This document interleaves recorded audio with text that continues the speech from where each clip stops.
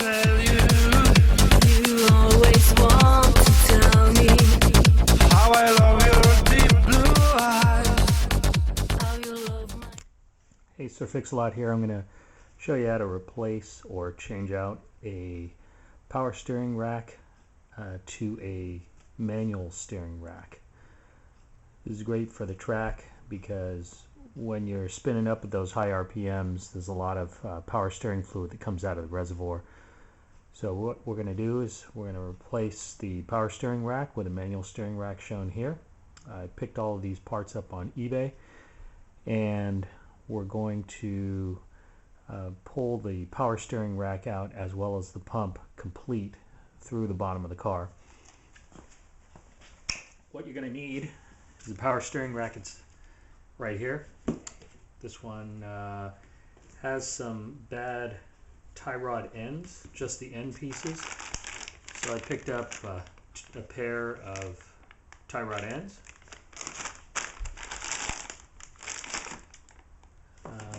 You're going to also have to change the belt. This particular car has air conditioning, so you have to go to a non-power steering pump style of belt, so it's a little bit shorter. This is the pulley here that goes in place of the power steering pump, and this also only came on the manual steering cars.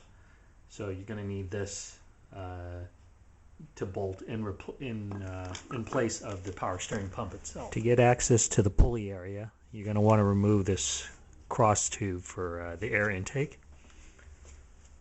I've already loosened these clamps over here, and then also lowered the other clamp here. Disconnect this hose. Undo a couple of these here. And then should be able to, once you disconnect this lower one here, should pull it out. This one may need a little more loosening. But it should come out like that.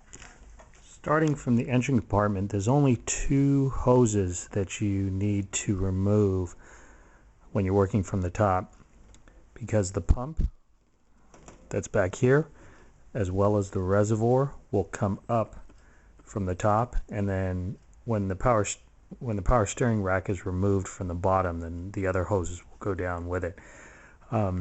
The only ones that you have to remove from the top is the one to the very top of the power steering pump. The one on the side of the power steering pump connects to the reservoir here, so that whole thing can remain connected because it'll come up together. And then there's a small hose off here to the side of the power steering pump, and that needs to be disconnected here, and that'll drop away through the bottom of the engine compartment when the power steering rack is removed. All right, a little bit of advice when you're removing this power steering pump. You've got to get to a 14mm through bolt down here, and then there's one over here, and then you got to also loosen this up. So you undo this with a 12mm, and then you just back this off. Undo this 12mm here, put a rag underneath, and then crack this open with a 7/8 wrench. That'll be this major hose here. And then this one is just a squeeze clamp. Now there's going to be some fluid that's going to pour out of there, so when you get ready to go and release that, undo the reservoir base. There's two 10mm bolts on each side here. Undo those, then disconnect this, and maybe hold your finger over the reservoir while you're pulling up the reservoir so that a bunch of fluid doesn't leak out. Here are the two units side by side. This is the manual steering idler gear, and then this is the bracket for the power steering pump.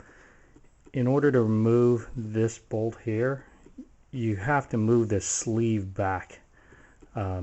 So I just tapped that with actually a hammer and a punch, and just push this back a little bit such that you can get to the bolt in order to undo this one here.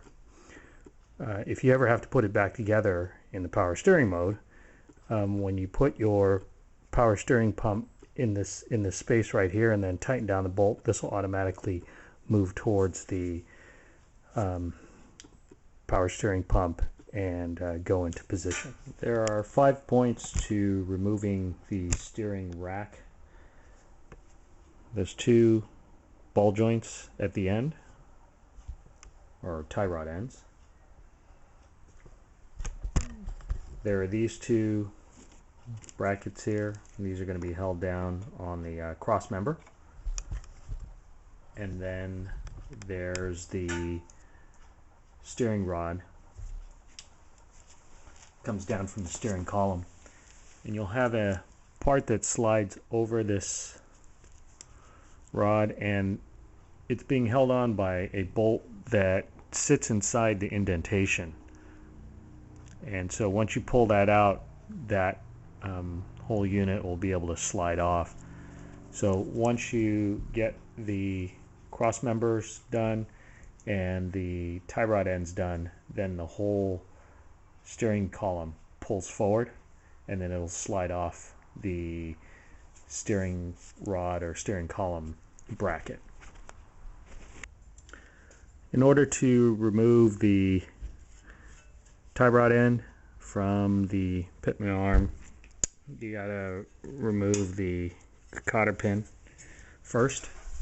There's a cotter pin here. I've already kind of moved that out of the way. Then it's a 17mm socket to break this.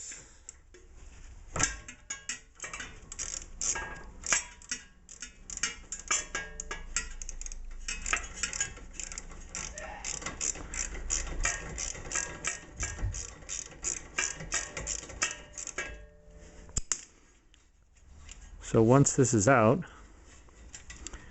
put some penetrating oil from the top here, and then take your pickle fork, put it in here, utilize a hammer or a sledgehammer, and then you should be able to separate your tie rod end from your arm here. Just showing you real quick, it'll separate like that. Okay, this is the only time I'm going to hand hold the camera. So we've got these bolts out for the steering carrier on both sides here. So there's a total of 4.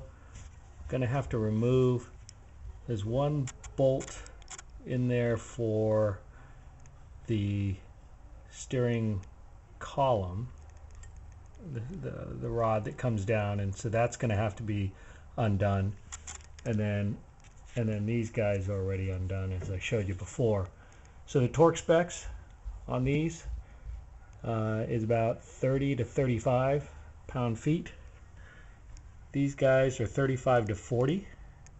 And then the 1 bolt that is for the steering column down here to the manual or to the power rack is about 15 pound-feet. Before you remove the steering rack, make sure that the wheels are pointing straight forward. In other words, you have the rack pretty much centered. Then once you remove the rack, line the 2 racks up, the old rack and the new manual rack. Make sure that the brackets in the center are lined up. And then when you replace the tie rod ends at the ends, just make sure that those line up about equivalent length, and then it'll make the trip to the alignment shop a little bit easier, because you'll be close as far as alignment is concerned, and then they just have to fine-tune it. And here's the final installation. Assembly is in the reverse.